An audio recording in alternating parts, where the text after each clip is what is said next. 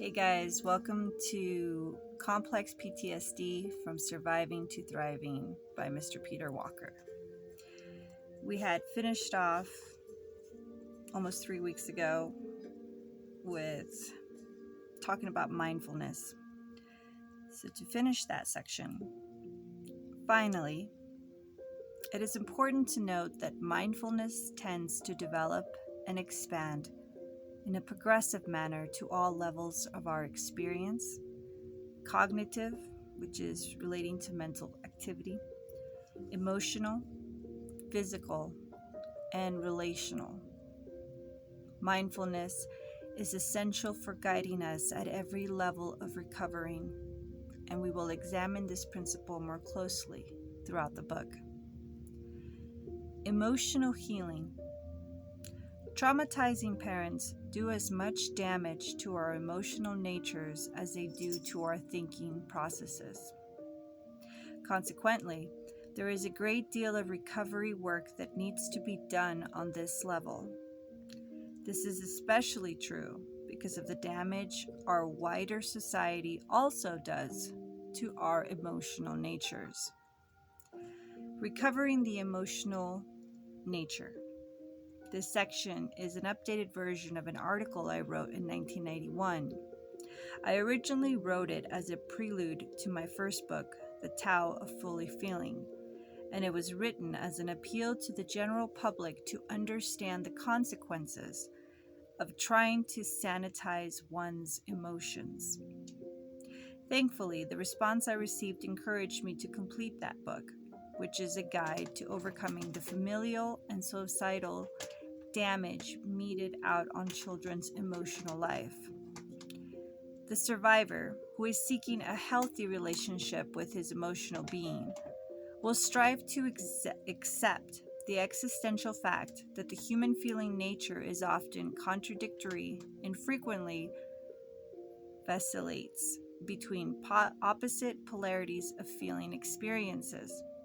It is quite normal for feelings to change unpredictably along continuums that stretch between a variety of emotional polarities. As such, it is especially human and healthy to have shifts of mood between such extremes as happy and sad, enthused and depressed, loving and angry, trusting and suspicious, brave and afraid, and forgiving and blaming. Something that I came to the realization of in the last 3 weeks, was really grateful for it, because the second I realized it really hit me like such a relief, such a broad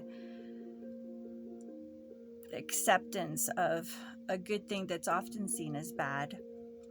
I was working with somebody who is usually an incredibly loving, tender, gentle, chill person, and this individual was having an off day where a lot of anger was exceeding out of this individual, and I was in a rather small constricted space with them, and I got triggered and just wanted to run away. And it took a lot of clearings and a lot of breathing techniques to center myself to finish the shift, understanding primarily the one truth, which I knew in that moment and understood even after the fact, that whatever was happening had nothing to do with me. And as a friend had advised, I put it out into the universe to help me figure out what was happening there. So if nothing else, so the confusion could be taken out of the equation, and so that I wouldn't take it personal if it was to happen again. And there was 2 different YouTube podcasts that I heard that brought this realization that I'm going to share with you, that just rang so true. Some people, yourself perhaps included, I myself in the past also realized had experienced what I'm about to explain. when you're young and you're not allowed to show your feelings, not even really allowed to feel your feelings, they get stuck in the body because you're not in a safe environment during that turbulent time where your feelings weren't allowed to be expressed or felt. Now, what I understood was that when a person who's been traumatized finds themselves eventually in a safe environment where there's that safety, where they can feel their feelings, anger may come up. And that is a good thing. That is a release. That anger is being released from the body, being allowed to be felt so that they can move on from it. And I realized that there was a lot of times where emotions had come up as I began to the process of understanding my experience. And it was difficult, yes, but it needed to be lived through. And so one of the podcasts was explaining how this gentleman that works with traumatized individuals primarily would get a call from individuals. They would say, "Oh, I thought I was doing so good, yet all week since last I spoke to you, I have felt this extreme anger, and it keeps coming up. And what am I doing wrong? Like, I thought I was doing so good. Why this anger?" And this therapist told their patients that would say such things that, "No, honey, this is a good thing. This is a beautiful thing. This is a healthy thing. You're starting to feel those emotions.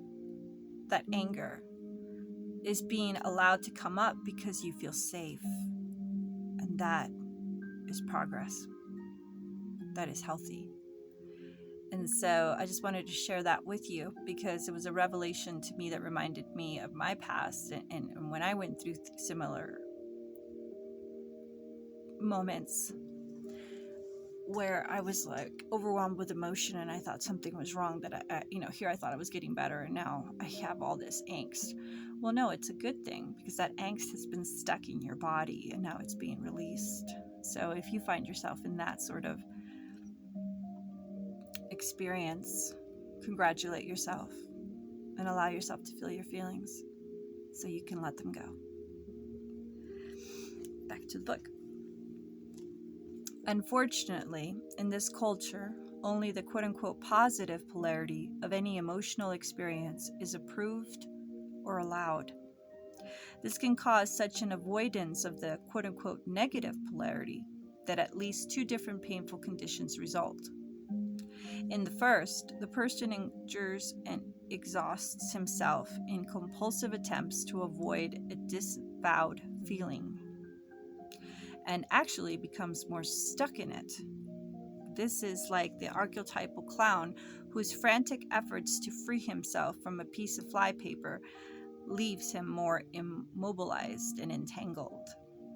In the second, repression of one end of the emotional continuum often leads to a repression of the whole continuum. And in one of the podcasts, the same gentleman that was talking about how he dealt with some of his clients spoke about how there's fight and freeze, which is very instinctual, kind of like you don't have to think about it, it just happens, like breathing or your heartbeat, your blood circulation. That's that level of instinctual just happenings. And then there's something called freeze. And in freeze, the example he gave was when you have a child that is ignored. The example he gave specifically was when there was a time where parents were told, let the child cry in their crib. They'll eventually self-soothe. They later found out that this was not the case and that this was not the way. This was not the way. Because what happened to that child when it was ignored in that crib and left to cry was not self-soothing. What ended up occurring was that they went into freeze mode. They shut themselves down. They didn't feel their feelings. And that causes a lot of dysfunction. So, hence the importance of, when you are feeling safe enough to, the importance of allowing your feelings to be felt. In the second, repression is one end of the emotional continuum, often leads to a repression of the whole continuum, and the person becomes emotionally deadened. The baby of emotional vitality is thrown out with the bathwater of some unacceptable feeling. A reluctance to participate in such a fundamental realm of the human experience results in much unnecessary loss. For just as without night there is no day, without work there is no play, without hunger there is no satiation, or the state of being full. Without fear there is no courage, without tears there is no joy, and without anger there is no real love. Most people who choose or are coerced into only identifying with positive feelings usually wind up in an emotionally lifeless middle ground, bland, deadened, and disassociated in an unemotional no man's land. Moreover, when a person tries to hold on to a preferred feeling for longer than its actual tenure, she often appears as unnatural and phony as ersatz grass or plastic flowers. If instead, she learns to surrender willingly to the normal human experience that good feelings always ebb and flow, she will eventually be graced with a growing ability to renew herself in the vital waters of emotional flexibility. The repression of the so-called negative polarities of emotion causes much unnecessary pain, as well as the loss of many essential aspects of the feeling nature. In fact, much of the plethora of loneliness, alienation, and addictive distractions that plague modern industrial societies is a result of people being taught and forced to reject, pathologize, or punish so many of their own and others' normal feeling states. Nowhere, not in the deepest recesses of the self or in the presence of his closest friends, is the average person allowed to have and explore any number of normal emotional states. Anger, depression, envy, sadness, fear, distrust, etc., are all as normal a part of life as bread and flowers and streets. Yet they have become ubiquitously avoided in shameful human experiences. How tragic this is, for all of these emotions have enormously important and healthy functions in a wholly integrated psyche. One dimension where this is most true is in the arena of healthy self-protection. For without access to our uncomfortable or painful feelings, we are deprived of the most fundamental part of our ability to notice when something is unfair, abusive, or neglectful in our environments.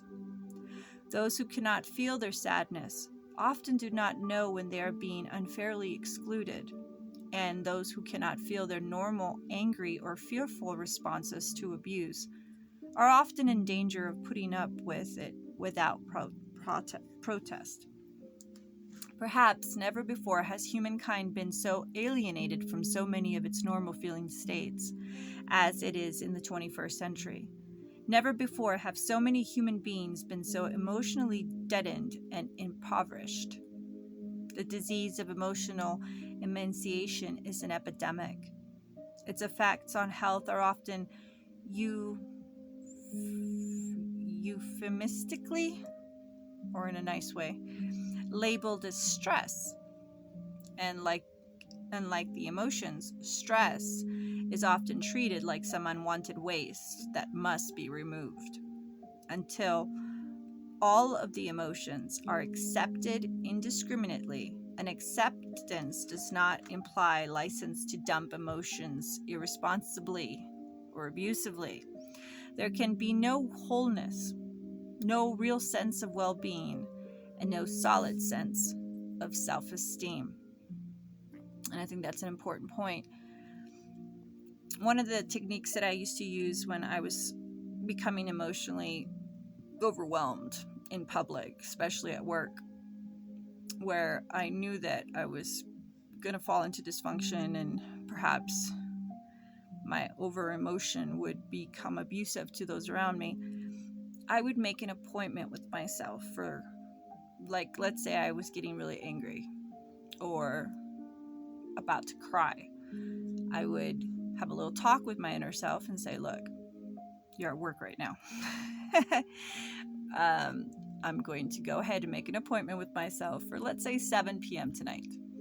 7 p.m. tonight, I will be home, safe and sound, and I will be alone, and I will take a bath or whatever it is that will soothe me. And at that point, when I'm by myself and in a safe environment, I will go ahead and revisit the emotions that are coming up right now, and I will get as angry as I need to, or I will cry as hard as I have to. But let's do it at 7 p.m. Not right now, not here at work. And that worked for me a lot of occasions. That really saved me, because if I lost it, especially at work, I would feel like a piece of shit and embarrassed and humiliated, and it would not be a good place for my headspace for me. And so making that appointment with myself to do that later in a safe environment was really, really helpful. So hopefully that might be used by some of you in the future to help yourself from uncomfortable situations that might make others uncomfortable too. Thus, while it may be fairly easy to like yourself when feelings of love or happiness or serenity are present, deeper psychological health is seen only when you can maintain a posture of self-love and self-respect in the times of emotional hurt that accompany life's inevitable contingencies of loss, loneliness, confusion, uncontrollable unfairness, and accidental mistake. The human feeling experience, much like the weather, is often unpredictably changeable. No positive feeling can be induced to persist as a permanent experience, no matter what cognitive behavioral therapy tells us. As disappointing as this may be, as much as we might like to deny it, as much as it causes each of us ongoing life frustration, and as much as we were raised and continue to be reinforced for trying to control and pick our feelings, they are still, by definition of the human condition, largely outside the providence of our wills. Emotional intelligence. Daniel Goleman defines emotional intelligence as our ability to successfully recognize and manage our own feelings and to healthily respond to the feelings of others.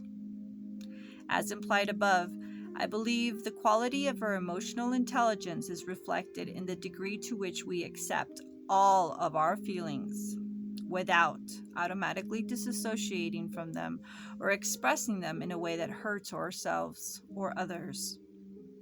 When we are emotionally intelligent, we also extend this acceptance to our intimates. One of my clients calls this the hallmark of relationships. Another way of saying this is that I have self-esteem to the degree that I keep my heart open to myself in all my emotional states. And I have intimacy with when my friend and I offer this type of emotional acceptance to each other. Once again, this does not condone destructive expressions of anger, which are, of course, counterproductive to trust and intimacy. Complex PTSD gendering parents often hypocritically attack their children's emotional expression in a bimodal way. This occurs when the child is both abused for emoting and is at the same time abused by her caretaker's toxic emotional expression. Most traumatizing parents are especially contemptuous towards the child's expression of emotional pain. Raise your hand if you've experienced that. This contempt then forces the child's all-important capacity for healthy grieving into developmental arrest. One archetypal example of this is seen in the parent who hurts his child to the point of tears and then has the nerve to say, "Stop crying, or I'll give you something to cry about." A client once told me that he often fantasized about giving his father his angry reply. Quote, "What are you talking about? You already gave me something to cry about." He did not, however, because he had long since learned that getting angry back was a capital crime that would elicit the most savage retaliation. Typically, it would be delivered with a homicidal rage. "I'll knock you from here to kingdom come." The above is, of course, a blatant example of the slaughtering of emotional expression. Just as common is the insidious, passive-aggressive assault on emoting, which is seen in the parent who shuns her child for expressing his feelings. This is seen in the emotionally abandoning parent who sequesters the child in a timeout for crying, or routinely retreats from the crying child into her room. The worst, most damaging example of this occurs when this is done to a pre-verbal toddler or a baby, who only has emotions with which to express herself. Pre-verbal children are by definition far too young to learn the 2 to 3-year-old's developmental task of using her words to communicate about her feelings. An especially nasty form of emotional abuse occurs in the traumatizing family when the child is even attacked for displaying of pleasant emotions. As I write this, I flash back to scenes of my mother sneering at my little sister and snarling, "What are you so happy about?" And my father's frequent, "What are you laughing at? Wipe that smile off your face." Emotional abuse is also almost always also accompanied by emotional abandonment, which can most simply be described as a relentless lack of parental warmth and love. Sometimes, this is most poignantly described as not being liked by your parents, which belies the many complex PTSD-inducing parents who say they love their children, but demonstrate in 1,000 ways that they do not like them. "The sight of you makes me sick" was very popular with such parents when I was growing up. It could still bring tears to my eyes to remember my emotionally abandoned younger sister secreted in a corner of the house begging our family dog, "Like me, Ginger, like me." Toxic shame and soul murder. The rejecting responses of our parents to our emotional expression alienate us from our feelings. Emotionally abusive neglect scares us out of our emotions while simultaneously making us terrified of other people's feelings. John Bradshaw described the devastation of the child's emotional nature as soul murder. He explains this as involving a process where the child's emotional expression, his first language of self-expression, is so assaulted with disgust that any emotional experience immediately devolves into toxic shame. I believe that toxic shame is the effect of the inner critic, and that inner critic thought processes are the cognitions of shame, a terrifying yin-yang process emanating from our original abandonment. Because of the deadly 1-2 punch of familial and suicidal attacks on our emotional selves, we need to recover our innate emotional intelligence. This is also deeply important because, as Carl Jung emphasized, our emotions tells us what is really important to us. When our emotional intelligence is restricted, we often do not know what we really want and can consequently struggle mightily with even the smallest of decisions. As emotional recovery progresses, the mindfulness described above begins to extend toward our emotional experience. This helps us to stop automatically disassociating our feelings. We then learn to identify our feelings and choose healthy ways to respond to them and from them. Such emotional development illuminates our own natural preferences and, in turn, aids us in making easier and better choices. Towards the end of a long-term therapy, a male client told me, "Yesterday I was contemplating what I have discovered in the years of our work together, and I am amazed at how much my values have shifted away from those of the macho family and culture I grew up in. I feel now like I prefer the arts to science, novels to nonfiction, gardening to watching golf, and hanging out with my partner at home to partying at the bar."